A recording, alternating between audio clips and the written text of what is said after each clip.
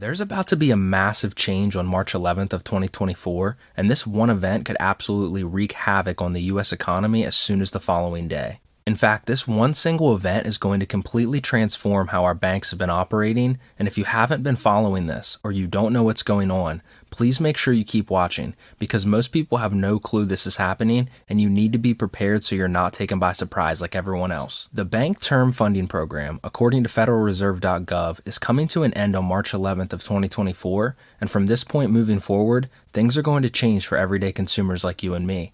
Did you know that starting back in March of 2020, banks were not required to hold any of your own money, meaning they could have a zero cash balance on your physical deposits, which is also referred to as fractional reserve banking. And of course, during this time period, banks were lending out tons of money to consumers on cars, houses, business loans, and personal loans, with many of these loans being issued on products and services that were 30 to 40% above sticker price at the time. Well, on March 11th, that all comes to an end.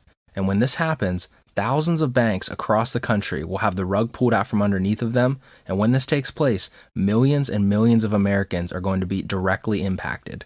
Because as you can see, when this happens, banks are going to see higher rates to borrow money, effective immediately. And if the banks are going to see higher interest rates themselves, what does this mean for consumers? How can the general population see lower interest rates if the banks are going to be charged more themselves? They won't. I mean, the math just isn't there and it doesn't add up.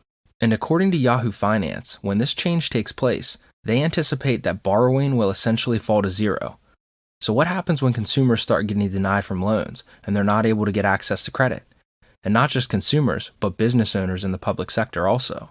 NewYorkFed.org recently reported that household credit card debt had reached a record high in Q4 of 2023 with a staggering debt balance of $17.5 trillion with delinquency rates on the rise. So when we currently have increasing insurance rates, property taxes, inflation, and wages that just haven't kept pace, it's no wonder we've seen consumers resort to putting their everyday living expenses on credit cards in order to float by. But what happens when this credit dries up? People can't afford to actually pay back their debt, and they're not able to get any more loans or credit. How does this play out in our economy? Then right before all of this is about to happen, we see billionaires like Jeff Bezos, Jamie Dimon, and Mark Zuckerberg pulling over $9 billion out of the markets so they can sit on a pile of cash before everything shifts. Now some say they're just timing their gains, but how likely is it that this is all just a coincidence that they all decided to pull out all at the same time, especially when we see Warren Buffett liquidating by the millions, the one man who literally made his fortune in the markets? Maybe they know something we don't.